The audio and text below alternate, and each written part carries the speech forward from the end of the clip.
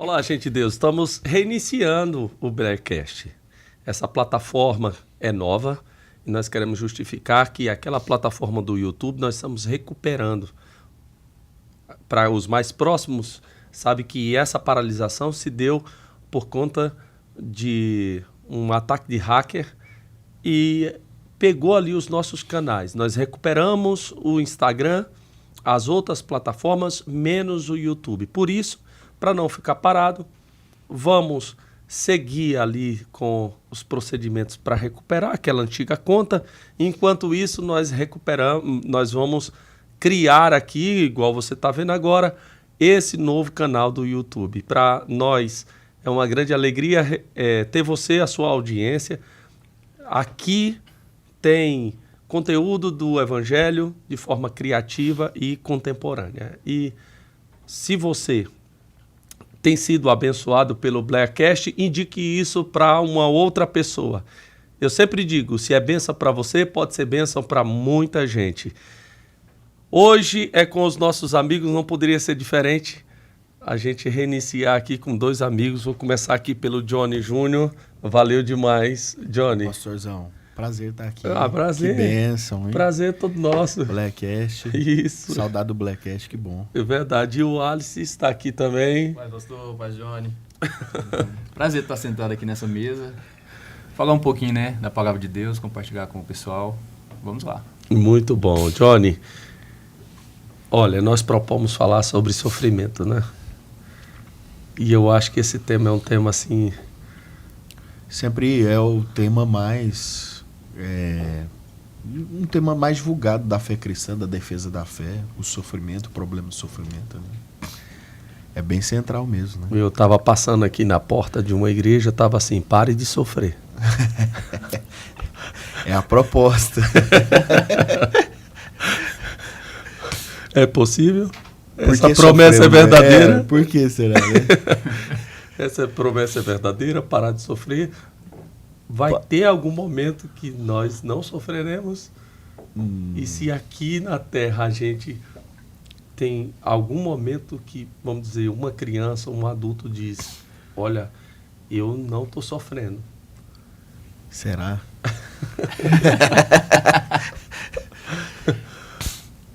A extensão do assunto é importante demais, né? Eu acho que teve alguém que falou que esse, na verdade, é o maior problema para a fé cristã. É o problema do sofrimento. Né? Assim, todos os argumentos pró e contra a existência de Deus, a gente dá conta de contornar.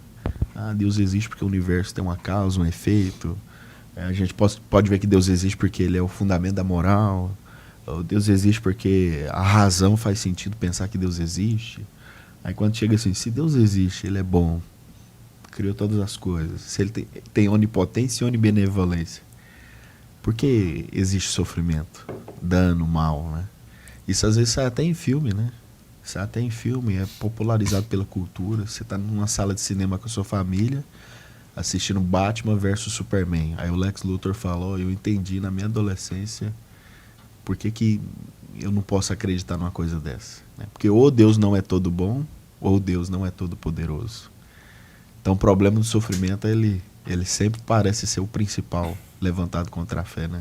E a pergunta que eu faço é o seguinte, a dúvida que os humanos têm é quanto à bondade de Deus, se Deus de fato é bom, ou se a dúvida está mais nesse Deus, se ele pode todas as coisas mesmo, se ele é soberano, onipotente. Se tem uma tensão entre os dois atributos, né? Sim, ou se os dois andariam juntos, se é possível. Como vocês... Como poderia conciliar isso aí, né? Quem poderia conciliar? Eu colocaria um outro atributo, seria se Deus está em todos os lugares. Se ele está em todos os lugares e ele é muito bom, moralmente ele é perfeito, e se ele é soberano a ponto de que em todos os assuntos ele é expert e ele pode chegar junto lá. Está presente, tem ciência de tudo. Tem ciência de tudo, então, de fato, esse gerou um dilema. Na Segunda Guerra Mundial se questionou muito isso, várias pessoas escreveram sobre isso na Segunda Guerra Mundial. Como é que pode né? Às vezes o tempo passa e a gente esquece, né? Porque a pandemia gerou uma coisa assim, uma reflexão nesse sentido. Como é que Deus está permitindo uma pandemia devastar o mundo? Mas a mente das pessoas na Segunda Guerra Mundial foi bombardeada, né? Por isso, né? Ver tanto sofrimento, Auschwitz. Como ser cristão depois de Auschwitz? Depois de campos de concentração, né? Como ser cristão? 6 milhões de judeus. E o questionamento era esse, né? Será que esse Deus de fato é bom? Já que você perguntou, ao seu juízo, você e o Wallace aqui, qual sistema que explica melhor o sofrimento? Se tem algum sistema que explica o sofrimento? E qual não explica? Eu li um autor que ele disse que toda filosofia da religião tem que enfrentar isso aí. Toda religião ou filosofia religiosa tem que enfrentar isso.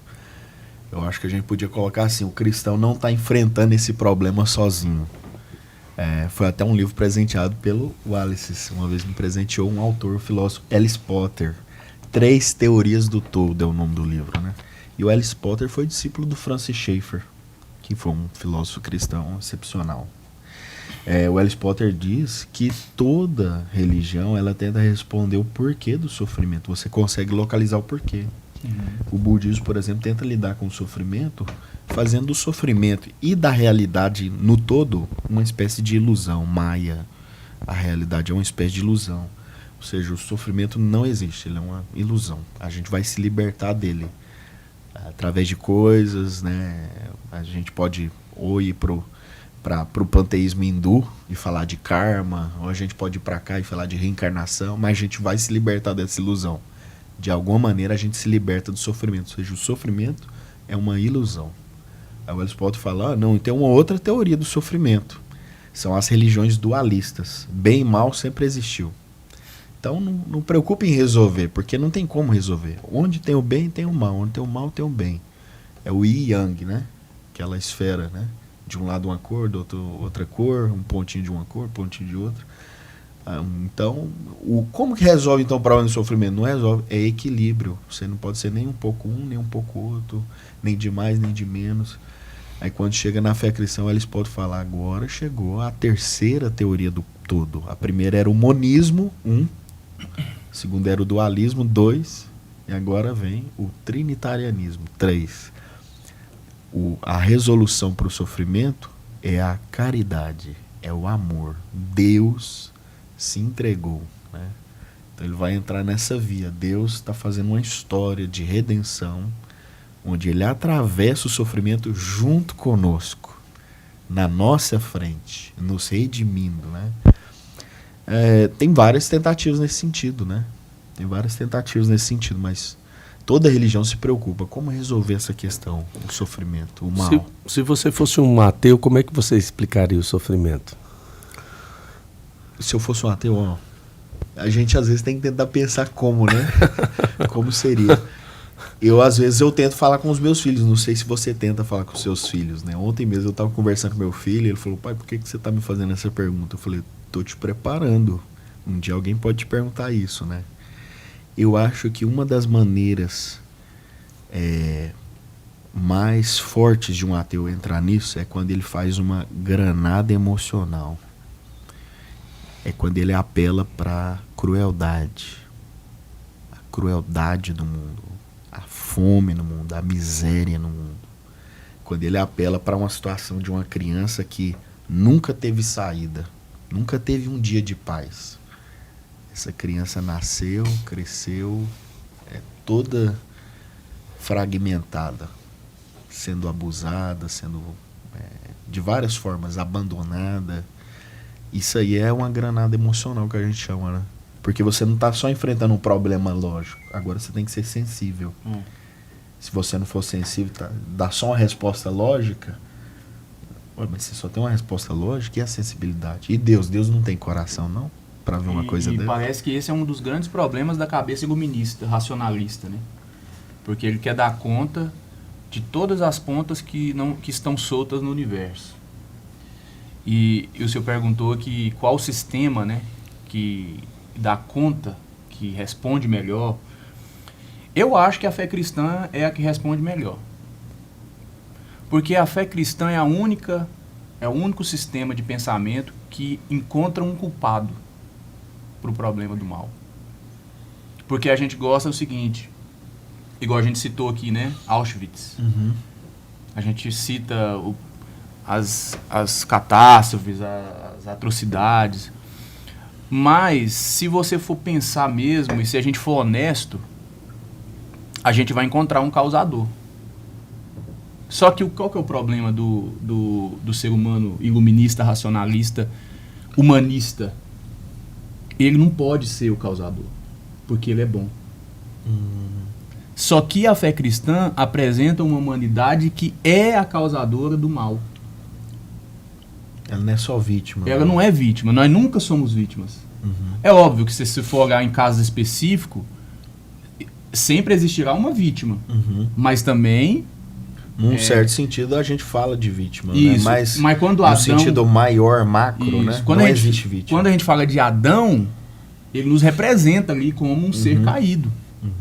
Né? E esse sofrimento, a Bíblia vai nos ensinar e vai nos mostrar que é resultado de uma humanidade que caiu.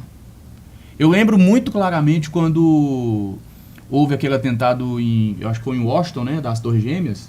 Uhum. Se eu não me engano, o Billy Graham estava internado. E aí perguntaram para a esposa do Billy Graham numa entrevista coletiva: onde estava Deus quando aconteceu aquilo?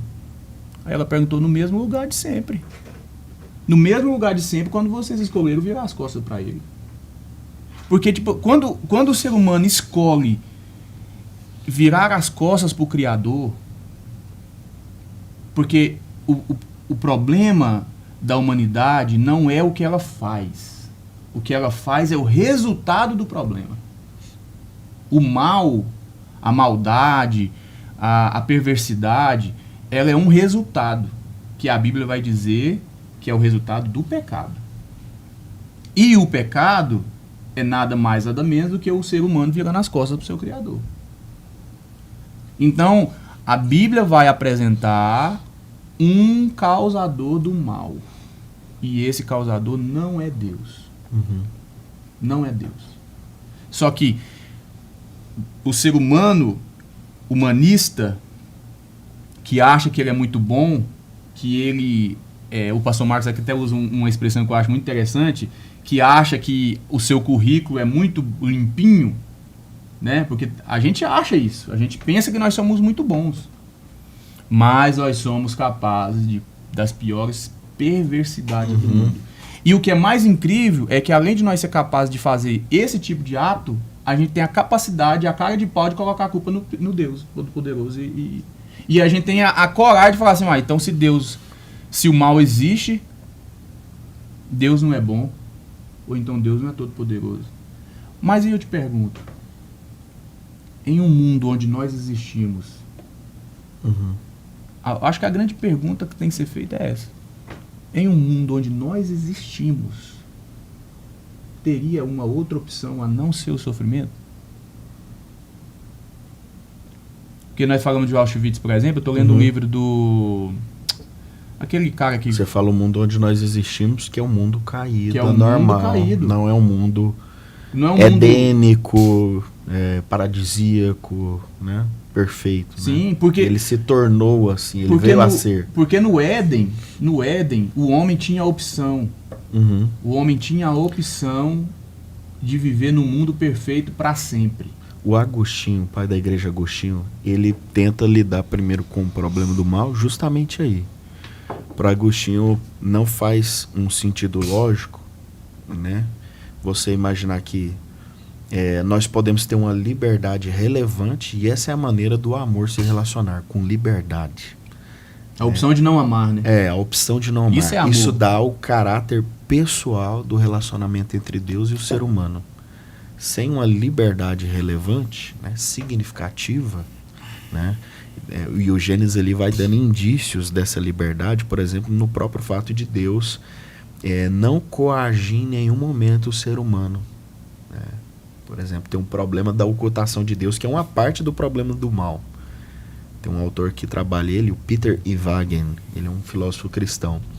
Ele diz, o problema da ocultação de Deus, ele parece um pouco simplório, é um pensamento ateísta. Até o desafio do pastor Marcos, pensa aí. O Ivagen ele pensou, tem um argumento sobre por que Deus não existe. Eu não estou vendo ele. Parece simples, parece um argumento de criança, mas vira um problema, o problema da ocultação de Deus. Aí o Ivagen, uma das respostas do Ivagen, esse filósofo cristão, ele diz, olha, tem um dos motivos para Deus não ficar aparecendo na nossa cara toda vez que a gente quer fazer uma coisa ruim. Tem uma explicação para isso. Ele ia nos coagir se ele ficasse aparecendo assim na nossa cara, assim, em todo lugar. E a nossa liberdade ia ser irrelevante. Se toda vez que você vai fazer alguma coisa mais ou menos aqui ali, ele fica te bloqueando, a sua liberdade se torna irrelevante. Não existe uma liberdade. Então, para Agostinho era o seguinte, você só pode ter...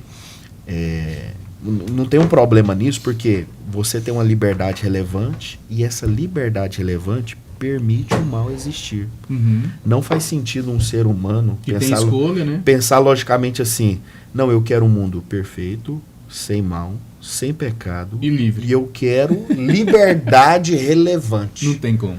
Para Agostinho, ou o mal poderia entrar na criação. Se essa liberdade é liberdade, o mal poderia acessar a criação. Senão não é liberdade. Então tem aí, o nome disso é argumento do livre-arbítrio. O Agostinho populariza essa ideia. É parte da resolução, né, Wallace? É parte da resposta, não resolve tudo, né? Porque até o livre-arbítrio, pro Agostinho, ele é maculado e prejudicado depois. Sim, depois mas da ele queda, é parte do argumento em depois da queda para Agostinho vira arbítrio, né? Uhum. Não é livre-arbítrio. Uhum. Porque se você for pensar, é como se... vamos pensar numa eleição, por exemplo. Você tem apenas 2 candidatos. Né? Você tem apenas 2 candidatos. Mas aqui você tem a escolha de votar em um ou em outro. Uhum. Agora, se você tira um candidato e você obrigatoriamente você tem que votar, você não pode anular o voto, vamos dizer assim, Uhum. você não tem liberdade. Sim. Você não tem liberdade. A gente é predisposto a fazer a escolha ruim, né? Porque eu acho que assim, não é doutrina isso, não tem, né? Isso é um pensamento pessoal, mas eu fico imaginando o seguinte: como que Deus poderia criar um mundo livre? Como? Porque assim, a gente fala assim, Deus pode fazer o que ele quiser. Mas o mundo é um mundo lógico. Uhum. É um mundo que ele funciona. Como que Deus poderia criar um mundo livre sem a opção, sem a pessoa ter a opção de não ser? Sim. Ou de não amar, ou de Sim. não ser piedoso. A reversão da coisa, né? Porque toda a criação, se você for perceber, a criação como um todo, tirando o ser humano, a criação não tem escolha. A mangueira, ela não dá outra fruta a não ser manga. Uhum. Ela não tem escolha. A pedra não pode virar assim e falar assim, não, eu vou parar de ser pedra e vou ser cadeira agora, vou ser madeira, vou ser... Uhum. Não tem escolha. A chuva não fala assim, não, hoje eu não vou cair. Tudo não trabalha tem. com leis naturais. Tudo com leis. Tudo. O único ser que tem escolha é o ser humano. Trabalha com Nem a os variável. anjos têm escolha. Trabalha com a variável. Com a variável. Então, quando Deus cria um ser livre, e aí eu acho que a intenção de Deus é exatamente isso. Porque Deus é amor. Uhum. Deus é um ser perfeito e é um Deus que é amor e que age dessa forma. Então eu penso que na nossa mentalidade limitada, vamos pensar assim, mas eu imagino que Deus, a criar o homem, a humanidade, ele queria que esse ser pessoal, porque nós somos o único ser da criação que é pessoal. Porque Deus é pessoal. Uhum. E ele nos criou a imagem e semelhança dele. Pessoalidade. Só que ele queria um ser livre. Uhum. Ele queria, olha, você tem a opção, que tá aqui, ó. Você tem a opção de me obedecer ou de não me obedecer. Se você me obedecer, você me adora e me glorifica. E como consequência, você experimenta o melhor da criação, do que eu fiz com as minhas mãos. Se você não obedecer... Porque às vezes a gente fica pensando que o mal é como se fosse um objeto que Deus criou. Não é. O mal é apenas a existência de uma escolha boa. Se todos os dias eu escolho ser um cara ruim, eu produzo o mal da humanidade. Não é Deus que produz o mal. Para a teologia cristã, o mal não é um objeto, Não é um objeto. ser, um ente. É uma ausência. Ele é uma corrupção da vontade, até. Se for usar esse sentido Corrupção agostiniano, da vontade. é uma corrupção da vontade. Aí você fala, onde que está a vontade? Não está. Não tá. Ele não é uma coisa palpável. É uma decisão. É uma decisão. Né? Então, o mal, ele é fruto Esses dias eu estava ouvindo um podcast de um cara falando sobre as facções. E assim, pelo fato, eu acho, dele ter participado desse mundo, ele estava um pouco tendencioso assim, a defender ali aquela logística e tal. E aí ele falando que a facção X ou Y não é uma coisa física, não tem um dono, ela é uma ideia. Vamos dizer assim. Só que a ideia, o mal como metafísica, ele só se concretiza quando ele se materializa. Correto? Se o mal, vamos dizer, se a minha vontade de mal só fica na vontade e na ideia, esse mal não se concretiza. Vamos dizer assim, né?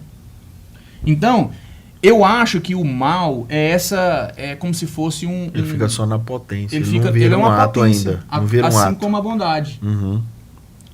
Só que ele tem a capacidade de fazer e de agir.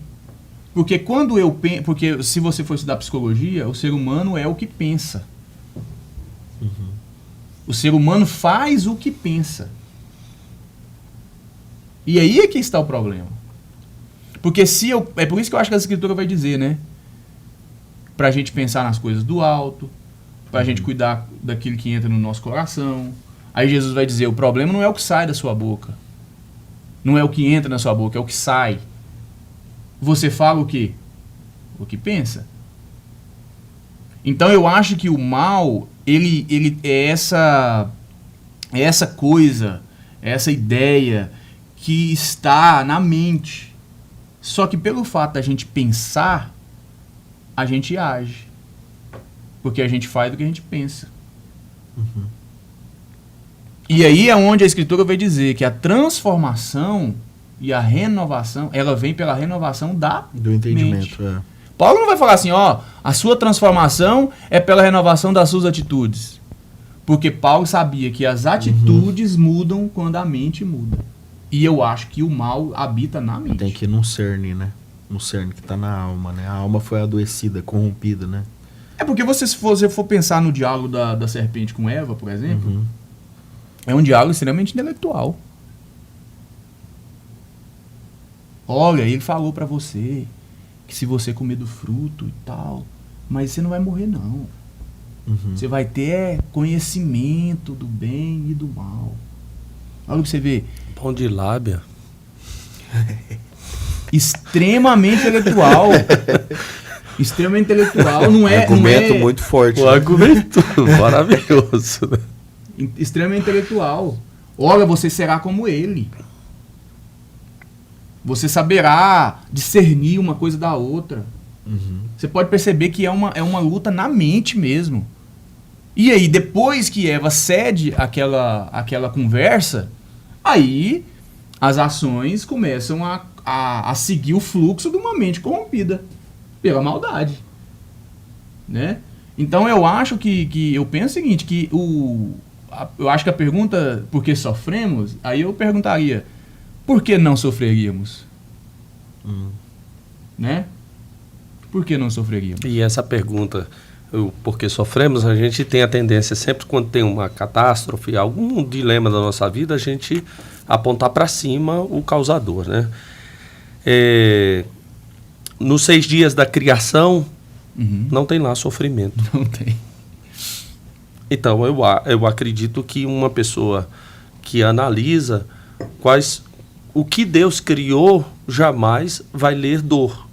Mas depois da queda, aí surge a gravidez com a dor, o parto com a dor, a mulher com a dor, a terra. O arar da terra. É como se Moisés subisse no monte e perguntasse, olha, tem uma mulher sentindo dor no parto ali, e ela gostaria de saber por que em um momento tão bonito, em algo tão singelo, algo tão belo, ela sente dor. E Deus apontasse, olha, você escreva aí, por favor. Que no começo não foi assim, eu não criei isso. Eles estão questionando para mim, e tem um agricultor lá também que plantou... E não deu, e não colheu. Não, deu problema, plantou lá cenoura e a cenoura saiu toda ruim, não funcionou. Ele falou, e antes, quando plantava, dava tudo ok.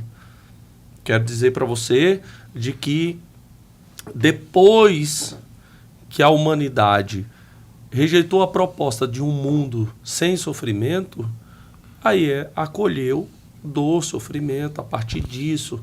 Então, a humanidade sempre gosta de apontar mesmo, o Trade Center, né? 11 de setembro, aquele... lá, quem foi isso? Ele citou aqui Billy Graham, né? Dando uma resposta. Quem foi o causador disso tudo e o porquê que aconteceu? A gente tem a tendência, de fato, de apontar para Deus. Como o ateu, que eu perguntei para o Johnny, é um sistema. Me perdoe que você não responde o sofrimento. Você não consegue responder o sofrimento. Verdade, o ateísmo não Não, ele vai dizer que é o acaso. É. Ele vai falar que ele tudo... é parte da ordem. É parte da ordem, é parte do acaso. E o acaso é muito penoso. É porque isso não é resposta. O acaso é como se você pegasse uma arma, pusesse uma bala e rodasse. Isso. Não tem pessoalidade. No final vai chegar no absurdo, né? Tudo é um absurdo, não faz sentido, a realidade é porque isso. No cristianismo o sofrimento tem propósito. É o único sistema de pensamento que vê o sofrimento com propósito. Alice, eu compreendo que assim, o cristianismo, nós vamos falar isso, sobre as respostas que nós estamos dando para o cristianismo, inclusive de alívio. Uhum. Mas eu iniciei dizendo que eu passei na frente de uma instituição e de fato estava lá. Uhum. Pare de sofrer. Você sabe que institucionalmente existe uma igreja de que ela, vamos dizer, se você acordar de madrugada, o cara está mandando você falar que ele escuta. E lá a proposta pare de sofrer. Né? E o meu filho, o Teteu, né, ele sofre. Ok? O bisavô da Andressa, 103 anos, sofre. Eu sofro, você sofre. Negar o sofrimento. O cristianismo não vem para negar o sofrimento. Vem para apontar de que existe. Agora, a partir disso, porque é uma coisa assim, a tendência nossa é a gente querer afirmar, até no culto fúnebre, a gente quer acabar com a dor da pessoa ali e o sofrimento. A gente tem uma proposta, não, toda palavrinha nossa que sai da nossa boca é como se eu consigo livrar você do sofrimento. E eu acho que o cristianismo não serve para isso. Não serve. Para aniquilar o sofrimento. Vamos tirar o sofrimento. Porque o Johnny falou de negacionismo, né? Porque negacionismo. O Johnny falou de uma visão de ilusão. Sim. O monismo ele procura negar o sofrimento. O cristianismo não é uma ilusão. O mestre Jesus disse, no mundo tereis... aflições. A gente pode falar, no mundo tereis sofrimento. Ali é sofrimento. Pode acontecer que amanhã você amanheça e aconteça alguma coisa na sua vida. Uhum. Todos nós estamos sujeitos a isso. Assim, com todo respeito, eu vi, né, um pastor aí com bastante relevância, e um culto aí desses cultos, né, proféticos, né, que enche estádio. Eu quero ir nesse. Ele falando assim, ó, esse ano será o melhor ano da sua vida. Sim. Com qual autoridade ele está dizendo isso? Porque lá naquele estádio que ele disse isso, Porque isso pra mim não é profecia, isso é confissão positiva. Naquele estádio lá, teve gente que perdeu o pai. Será que foi o melhor ano da vida dele? Será que esse ano de 2025 ficou marcado como o melhor ano da vida dele? Com o ano que ele perdeu o pai? Que ele perdeu a mãe? Esse ano de 2025, teve um pastor... Embora o crente tenha que ter motivações positivas na vida, mas isso é bem diferente da fé cristã em si, né? Que é uma fé mais de esperança sobre o sofrimento. É porque a ideia em Cristo. Ô, Alice, a ideia é a seguinte, a ideia é do direito. Eu estou falando para você de que se coloca um banner grande e apresenta para o cristão, eu sou um pastor institucional aqui no micro, aqui nessa igreja. A tendência da pessoa permanecer ali sentada não é ela entender o sofrimento. Não é dar respostas para aquilo lá. É ela ter direito. Qual é o direito? A saúde, a prosperidade, a dinheiro, a avanço. Mas quem prometeu esse direito? Ninguém prometeu esse direito. As escrituras não prometem esse direito. Esse direito é a gente que inventa. Porque no anseio, todo mundo se sente no direito. Uai, mas o senhor não vai dizer o meu direito, não? Não, mas não tem direito para isso. Não tem direito. Você entende? Quando você lê o apóstolo Paulo falando uma lista de sofrimento, falando que Cristo foi experimentado nas dores. Todo sofrimento que você sofreu, Cristo sofreu. Os mesmos dilemas, pressões internas, dores internas, pressões externas, né? Lutas externas, momentos difíceis externos, perseguição. O apóstolo Paulo, se nós formos listar a vida do apóstolo Paulo, é só de sofrimento. Tem 3, 4 capítulos que ele lista um tanto de sofrimento. Em Romanos 8, que vai falar ali um pouco como reagir na vida, está lá uma lista de sofrimento e falando que ele é mais que vencedor. Ele está numa prisão e ele escreve uma carta dizendo: é possível ter sofrimento e dor e ser feliz. Eu vou mostrar para você de que eu tenho só uma frecha aqui, ó, que eu vejo a luz do dia e mesmo assim eu estou feliz e estou alegre. Como pode isso? Essa é a resposta. Não é dizendo que tem direito, entendeu? Mas isso para cooptar um maior número de pessoas, enche o estádio, o Maracanã enche, não é o Allianz não. É muita gente. É se você começar a mostrar que todo mundo tem direito. E essa proposta do evangelho que diz que todo mundo tem direito, ela é mentirosa. Enche o Maracanã. Enche o Maracanã. O Allianz não enche, não. O pessoal do Allianz não gosta desse. Mas do Maracanã existe. E foi no Allianz, tá? O Gabriel. E é engraçado que isso nos leva a uma visão escatológica. Porque a esperança no sofrimento apresentado no Evangelho, nas Escrituras, nos leva a isso. Por exemplo, lá no livro do Apocalipse, João, a partir de uma inspiração divina, a partir de Jesus, né, como se Jesus estivesse escrevendo aquelas cartas, ele vai escrever a uma igreja chamada Filadélfia, que lá ele vai dizer assim, ó: eu sei que você é pobre, que você é fraca, você é pequenininha, você é irrelevante. O mundo olha para você e te despreza. Mas eu sei que você é rica.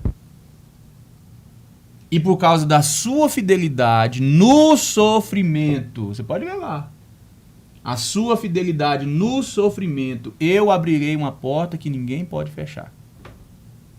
Que porta é essa? É a porta da prosperidade, igual o senhor citou? É a porta do quê? A porta da cura, do bem-estar, do conforto? Da afluência. É a porta da presença de Deus. Porque o ser humano pensa assim, ó: eu vou pro céu porque lá não tem sofrimento. Mas a gente já parou para pensar por que não tem sofrimento no céu?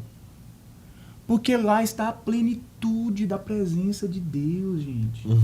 O inferno é inferno porque lá é a ausência de Deus, da experiência dessa presença, né?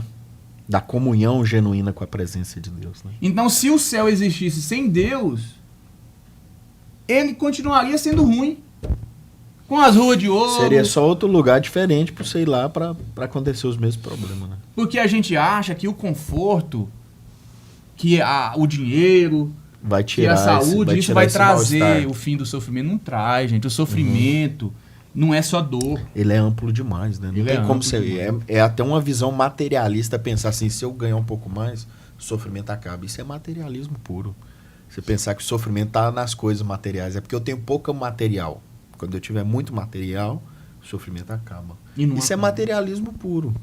Né? Como a gente está falando, o cristianismo não acha que o mal, o sofrimento é uma coisa palpável, física. Se você tiver mais ou menos, você vai resolver ela. Não é palpável físico. Não é. Escapa dessas coisas, transcende essas coisas. E Johnny, assim, a gente está falando... o Alisson, eu acho que falou uma coisa que né, eu acho que... Eu sempre ouvi da minha mãe que missionário é sinônimo de sofrer. Como se eu não aceitasse... Desculpa, nossos missionários aí, me perdoe vocês. Mas na cabeça da minha mãe, eu nunca deveria ser missionário. Para não sofrer mais do que sofre.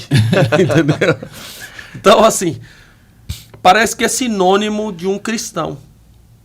Em nenhum momento das Escrituras, principalmente nas cartas do apóstolo Paulo, sofrimento é uma coisa ruim e mal. Para ele é deleite. É parte da experiência. Faz parte da experiência. Não é que ele jornada abraça aquilo lá como um cara que ama o sofrimento, mas faz parte do pacote. Sim. Ele não idealiza o sofrimento, não romantiza. Não romantiza o sofrimento. É parte do compromisso cristão dele. É consequência do propósito. É Jesus na via dolorosa. Com a cruz, sendo chicoteado, cuspido, rejeição, aí vem é por isso que você falou físicas. Que não faz sentido falar assim, para de sofrer. Parece que tudo no cristianismo não aniquila o sofrimento agora, né? Sim. O sofrimento não pode ser aniquilado agora. Essa visão de superar agora, vamos fazer agora, né? Esse Jesus sofrendo, certo? Com a cruz na via dolorosa, esse Jesus sofrendo dores no corpo, rejeição do povo. Sim, social. Eu, você e o Alisson, no canto da parede, vendo Jesus parar com a cruz e olhar pra gente e falar: eu venci o mundo. Que jeito que você venceu? Você já viu falar venceu morrendo. Que jeito? Já viu um vídeo de umas pessoas que elas vai pra... Esse dia tava circulando um vídeo, um pessoal que... alguém se vestia, né? Como Jesus do sofrimento, maquiaram um ator, né? Tudo, né? Você falando aí, eu lembrei disso, né? Aí colocaram as pessoas para ficar de frente a frente com ele, né? Às vezes o cristão precisa pelo menos imaginar isso, né, pastor Marcos? Pelo menos imaginar, né? O sofrimento de Cristo. Né? É por isso que tem pessoa que se frustra com o cristianismo. Porque acha que aqui é o chantilly da coisa. Entendeu? Esse é o sistema que vai me livrar de tudo. E aí, você sabe que existem chaves que aguçam o desejo interno. Porque o que o homem quer? O homem quer voltar para o Éden sem sofrimento. Mas, perfeitamente. Mas sem perceber. Porque, gente, sofrimento, tô dizendo para o que eu acho, não é punição. Por que eu tô falando isso? Pastor, punição foi para um, sofrimento só teve para um. Para esse, sofrimento foi punição. Enquanto o cristão não entender de que quem foi punido foi punido uma vez, isso, e não merecia, esse foi sofrimento. Verdade, esse foi sofrimento. Agora, se você não aproveitar o seu sofrimento, me perdoe dizendo essa expressão. Esse é o mal injusto. Aproveita seu sofrimento para você entender o que é uma queda, o que é um amadurecimento, o que é você pregar o evangelho com esse sofrimento. Porque o único ser na terra que, para mim, ele pode pegar do sofrimento e pregar com isso é o cristão. Os outros vão lamuriar, murmurar, O cristão tem possibilidade dele, com o sofrimento, ele mostrar Cristo através desse sofrimento, gerar testemunho através desse sofrimento. O apóstolo Paulo fez isso várias vezes. Com o sofrimento dele, inspirou pessoas, mostrou Cristo através desse sofrimento. Eu acho que é isso que o Bonhoeffer quis dizer quando ele falou aquela frase emblemática: só o Deus que sofre pode nos ajudar. Que parece assim, mas se um Deus sofre, como é que ele vai ajudar a gente? Mas é nesse sentido que ele queria entrar. Só uma resposta nesse nível que você está colocando, né? O Deus encarnado sofreu injustamente. Esse foi o sofrimento injusto da humanidade. Na humanidade dele. Todos os demais não é injusto, né? É fruto do pecado, da queda, da consequência. Mas o sofrimento dele foi injusto. E ele fez isso para a gente ter essa resposta cristã, o amor de Deus, a doação de Deus. Eu não sei que idade que você tinha quando você trouxe aquele nugget lá, aquela saudação lá na sede. Sim, e eu indiquei para você um livro, não sei se você já tinha lido. Sim, do Harold Kushner, né? Um rabino, né? Que ele tem um tema interessantíssimo. O Johnny trouxe. Sim, foi uma palavra lá sobre o sofrimento, né? Eu li em Isaías: as misericórdias do Senhor são a causa de não sermos consumidos, né? E eu falei assim que muitas vezes a gente fala o problema do mal. A gente fala do problema do mal o tempo inteiro. Mas a gente não fala do problema do bem. O problema do bem. Por que a gente não recebe punição do que a gente está fazendo de errado?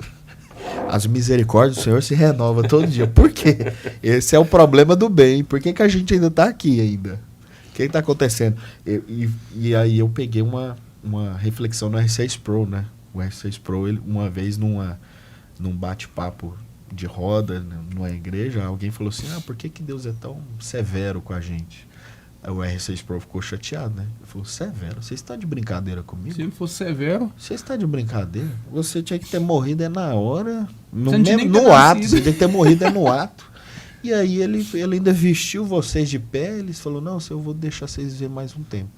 Um tempo foi 900 anos, né? Tipo assim, ele estava relacionando a expulsão do jardim. Severo? Você está de brincadeira comigo? Severo? Ainda está dando a opção de arrepender e ele pagar a conta. Não, ainda muita coisa. Mas a reflexão dele, que nesse dia eu falei, né? Ele disse que um aluno em sala de aula falou assim: professor R6 Pro, por que pessoas boas sofrem? Aí você imagina, ele supitou na hora. Quem é bom, né? Aí ele: pessoas boas? Não, essa pergunta sua está errada. Só existiu uma pessoa boa. Que sofreu. E ele sofreu porque ele quis. Né? Ou seja, o que está acontecendo não é que pessoas boas sofrem. Uma pessoa boa sofreu. Agora o que está acontecendo é que pessoas ruins recebem misericórdia, porque essa pessoa boa sofreu. Essa é a resposta cristã. E essa é a resposta de Harold Kushner, né? E é interessante que a gente precisa realmente mudar a perspectiva da visão de como é a gente vê o sofrimento, né? Porque a grande maioria das pessoas gosta de culpar Deus. Deus é o culpado. Não, se Deus existe, por que tá assim? Só que se você for ler as Escrituras, a intenção de Deus é nos tirar do sofrimento. Essa sempre foi a intenção de Deus, desde a queda. Tirar o homem do sofrimento. Quando há a queda, após a queda, lá no capítulo 3 de Gênesis, Deus já dá uma promessa de escape. De escape, redenção. Esse é o alívio, né? E aí o homem quer falar assim: mas Deus é que é o culpado. Não, meu irmão. Deus está querendo tirar você do sofrimento. Só que assim, é uma resolução completa. Ela não vem num start, assim. É. Não vem numa confissão positiva. Não vem, né, através dessas coisas. Vem através do reino de Deus. Do reino de Deus. E você lendo o Apocalipse, por exemplo, vocês vão ver lá os selos, as trombetas, as taças. Até os 49 do segundo tempo, Deus dá a oportunidade para o homem se arrepender e sair do sofrimento através de Cristo Jesus. E você sabe, é assim, ó, a gente tá vivenciando isso no Brasil, né? Uhum. É assim, A mercearia aqui da esquina, se você for lá e depredar lá, se você pegar um batom, colocar na parede lá assim, e desenhar na coisa da esquina, a pena vai ser 1 ano, 1 ano e meio.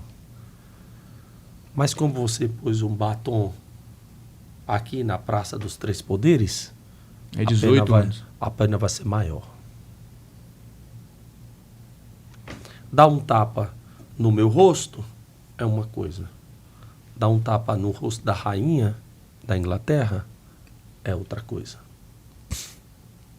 Talvez a pena seja não viver, né? Você pensa em um Deus que ele não está reforçando um erro do homem. E ele está disciplinando um erro do homem. Uhum. E uma das disciplinas é sofrimento.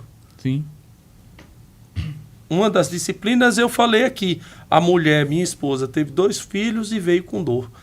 Então, já está sinalizando quais as consequências de um erro grave com um Deus eterno, poderoso, santo, moralmente perfeito. Então, é necessário essa punição. Uhum. Só que, lá na Praça dos Três Poderes, a gente não vê o atributo graça. Não. Não vejo. De verdade, estou falando aqui para aqueles que estão julgando.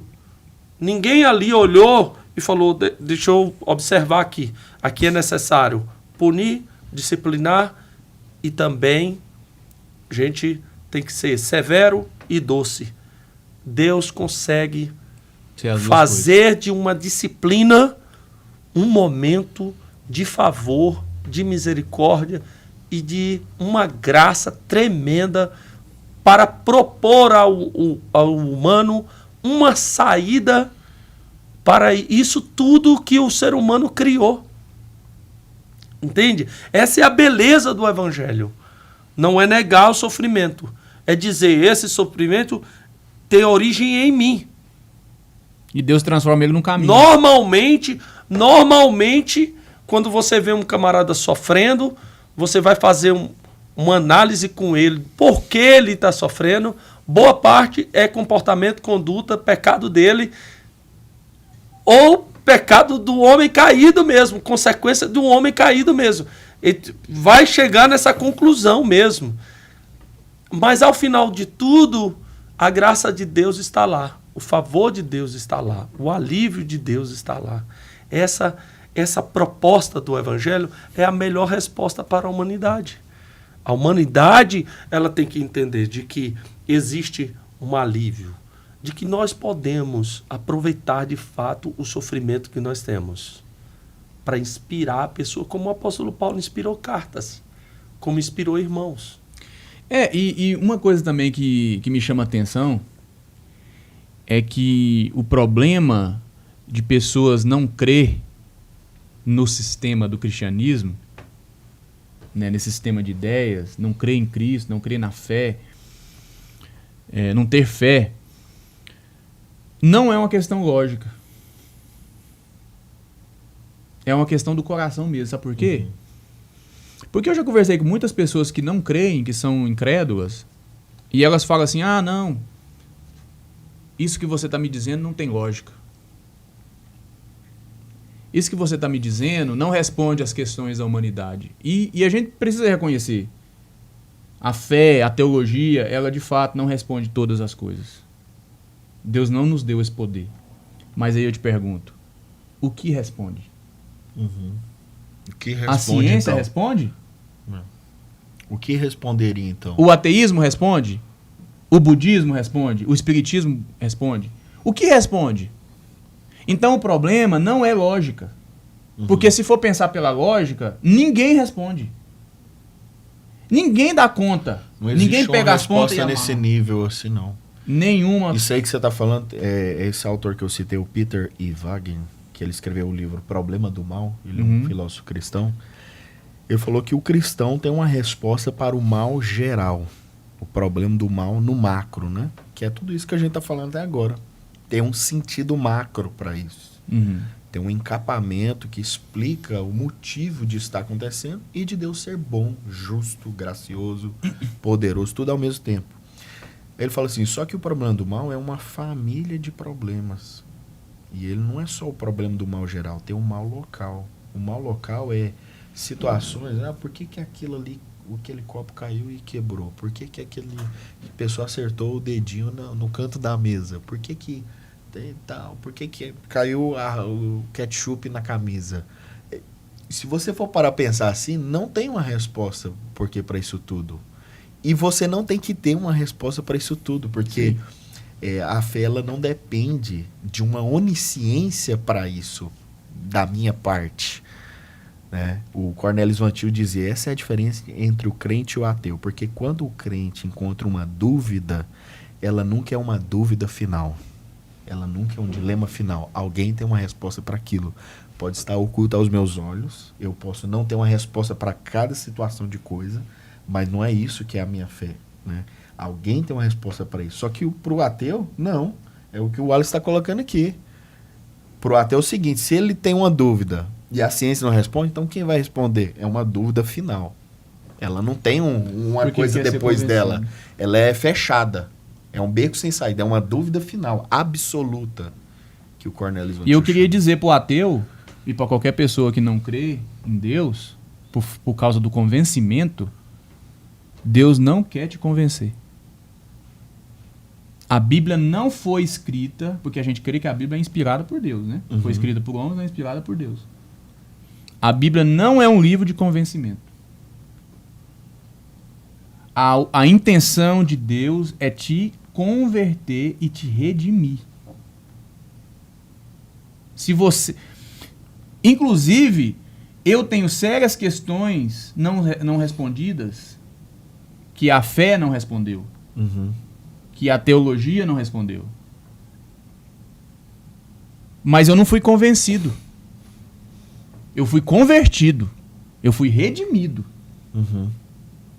Porque Deus não senta na mesa do debate para convencer a pessoa do argumento dele. Deus não é um Deus de argumento.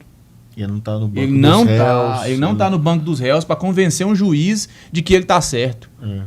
Que você, na qualidade de juiz, o ser humano quer ser o juiz. Pelo contrário, é Deus que está lá no trono. E para ele, se o cara ser convencido ou não, para ele não muda nada. Agora, o desejo de Deus, do coração de Deus, é redimir a humanidade. Redimir, redenção. E é óbvio que um ser humano redimido, a cosmovisão dele, a forma como ele vê a vida, o mundo e o sofrimento também mudam.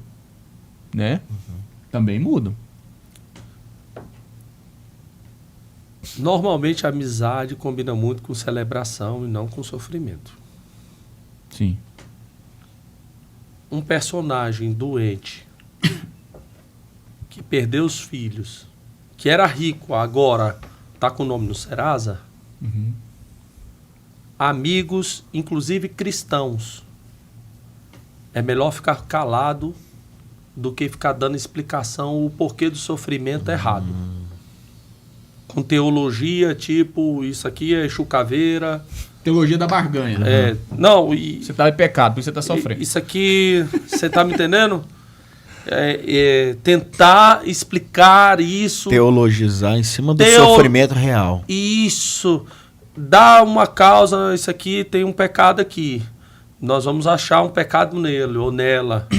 Né? Porque quando alguém está assim, passando uma situação dessa, que o combo não favorece de forma nenhuma, e era um cara com muito prestígio, com muito nome, com uma boa imagem, que a esposa teve uma briga com a esposa, que os filhos morreram, que não tem dinheiro, que está doente, tem um pecado grave, e esse pecado grave está nesse homem e é por causa desse mal. É melhor ficar calado, não explicar o sofrimento dele, porque normalmente quem tenta explicar isso erra. Se não tem do coração de Deus uma resposta, é melhor ficar calado. Nesse momento é só a presença. Igual os amigos de Jó ficaram calados. A Escritura fala chorar com os que choram, né? É muito mais útil você chorar com os que choram. Faz mais sentido. Faz muito mais sentido. Eu tenho muita dificuldade em dar a palavra de consolo no luto. Porque o que você vai dizer? Ele está no céu. Ele está no céu. O sofrimento para ele acabou. A pessoa até já pensou A pessoa já sabe disso. Mas o sofrimento naquele momento ali não tem explicação, não tem como resolver. Tem como você ir colocando um monte de pano quente Não, e resolver a coisa rapidinho. Só estar Vamos do colocar lado. muito pano quente aqui que rapidinho sai essa dor do seu coração. E na perspectiva de Jó, olha pra você ver, tanto que o cristianismo mostra o sofrimento de uma maneira diferente. Porque se você for ler o início do livro, há um diálogo entre Deus e Satanás, e Deus fala assim, ó, tá vendo o meu servo Jó? Jó nem sabia o que estava acontecendo. Esse é o forte do livro. Ele termina o livro sem saber até o livro motivo. Chega no final e o livro não dá a entender que Deus explicou isso pra ele. Ó, Jó, tudo que você passou, deixa eu te explicar. Não tem. Essa é a força do livro. É ele sofrer sem saber por quê. Sem saber o motivo. As motivações por trás do sofrimento dele. E quando os amigos falavam que ele estava em pecado, ele tinha convicção que não estava. Inclusive, ao longo do livro, Jó, em nenhum momento, isso é forte na literatura hebraica, em nenhum momento ele fala, estou sofrendo porque as flechas de Satanás vieram sobre mim. Ele fala, as flechas do Todo-Poderoso me atingiram. Perfeitamente. Ou seja, ele Deus tá no afirma trono. só até onde ele sabe que Deus está no controle e que Deus permitiu isso. Ele não tem alguém para ele ficar acusando, não, isso aqui é coisa do diabo na minha vida. Ele termina o livro sem saber. Deus permitiu, Deus resolveu, Deus acrescentou na minha vida, mudou tudo de novo e eu continuo fiel a Deus. E Deus não deu satisfação sobre isso. Ele não destrona Deus, né? E aí, na perspectiva da testemunha, eu queria colocar nessa perspectiva. Oxalá se Deus olhasse para mim e dissesse, tá lá vendo meu servo Alice? E no final de 42 capítulos, eu fosse aprovado como Jó foi. Porque o testemunho de Jó ecoou na eternidade. O livro de Jó é o primeiro livro da Bíblia. É antes de Moisés. É antes do Pentateuco, o livro de Jó. A situação, o contexto ali, o pano de fundo é antes, é período patriarcal. Então, se você for pensar... É a época de Abraão, né? Se você for pensar... Conterrâneo ali, vamos dizer. Se você for pensar, o testemunho de Jó é um testemunho forte de quem passou pelo sofrimento e glorificou a Deus. E no final disse, eu sei que o meu Redentor vive. Que Redentor, gente? Que Redentor? Se não tinha Jesus, não tinha Cristo, não tinha teologia, não tinha Novo Testamento. Olha pra você ver, o sofrimento foi capaz de abrir os olhos espirituais desse homem e dizer, existe um Redentor, e ele vive. O Johnny gosta, que uma vez eu falei pro Johnny que na frente da minha casa tinha um cara que era sanfoneiro, né? Fazia muita zoada com a sanfona, não tocava bem, mas colocava todas as músicas do clássico lá, como é que é o nome lá no Nordeste, que canta... Não, tô tentando lembrar aqui o nome, Luiz Gonzaga. Ah, sim. Eu gosto dessa... Luiz Gonzaga. E um dia eu falei pro Johnny, né? Que o Luiz Gonzaga me ensinou muito até Odisseia, né? Que ele canta, ele tem uma música de Teodiceia, né, Johnny? Eu acho bom demais você falar isso. Asa Branca. Asa Branca. Quando olhei a terra dentro, a fogueira de São João, eu perguntei a Deus do céu, por que tamanha judiação? É Teodiceia. É Teodiceia. Eu gosto de te ouvir pregando e quando você cita isso, quando você... nossa, é mesmo, é Teodiceia isso aí, né? É Teodiceia. O ser humano fala de sofrimento o tempo todo, né? Muitas vezes não fala certo. Por falta d'água morreu meu gado. Isso. Morreu de sede meu alazão. Né? É muito dramático, né? Que música, muito dramático, que música, né? E ele perguntar a Deus do céu, por que tamanha judiação? Eu vou indicar você ouvir esse podcast aqui e continuar ouvindo. Eu acho que já chegou 1 hora ali e a proposta seria nós continuarmos esse assunto. Vou fazer o seguinte aqui, da minha parte, tá? Vou dar minha contribuição também escrita. Eu tenho escrito pouco, vou escrever essa semana e quando sair esse episódio, vou pedir para o Gabriel que está ali fazer um e-book sobre o que nós falamos aqui, o que eu entendo um pouco Bacana. sobre o sofrimento. Vou dar a minha contribuição, vou colocar lá no link do Instagram, aquele link do Instagram, na bio. Vou colocar no meu também, tem jeito de colocar no meu, Gabriel? Então vai ficar ali em 2 momentos, um e-book para você. Tudo bem? Vou fazer isso aí. Eu quero agradecer, Johnny, mas nós vamos continuar esse assunto próxima semana, pode ser? Vale a pena. Vale a Vamos pena, porque nós temos outras respostas a dar sobre o sofrimento. Ficamos ali nos primeiros passos de falar sobre o sofrimento, é muito Teodiceia, importante. vamos continuar. Teodiceia. E nós estamos aqui no YouTube, no Instagram, estaremos nas plataformas também para você acompanhar aí, Spotify, Deezer. Acompanhe aqui o Blackcast que está de retorno. Hoje eu volto com 2 amigos. O Alice, eu quero agradecer muito. O Alice sempre afiado. É um cara complexo. Ele fala coisas que eu não entendo. Ele é um descendente de MacArthur. Verdade. Mas eu sou Ele pentecostal. continuou o legado MacArthuriano. Verdade. Eu tenho absoluta certeza que se parece muito. O Johnny, muito obrigado também pela sua presença. Pastor, sempre uma honra. Valeu demais. O Blackcast sempre fica muito mais assim elegante, luxuoso, top com vocês aqui. Amigos aqui. O que é isso aí, Wallace? Perceba Deus no sofrimento. O que é isso aí? O Esse Johnny é um anda livro de um com filósofo livro... cristão, percebendo Deus. Olha, boa recomendação sobre o assunto. Ele fala sobre a experiência. Para resumir, esse autor William Alston, né, é um livro, ele teve um tempo sabático para fazer toda essa pesquisa, né? Ele tenta explicar que quando alguém diz que percebeu Deus, existe algo legítimo nessa fala, essa declaração. Não tem um problema lógico, filosófico nisso. As pessoas podem dizer, eu percebi Deus, eu percebi. Inclusive aqui, se você observar na capa, tem um redemoinho. Redemoinho, É assim que termina a história de Jó, né? Depois que as palavras acabou e Deus apareceu num redemoinho, né? Isso é bom. Vamos perceber Deus, né? Valeu demais, valeu Tamo demais. junto, Gente, obrigado por nós reiniciar o Blackcast agora com força total. Muito obrigado pela sua audiência.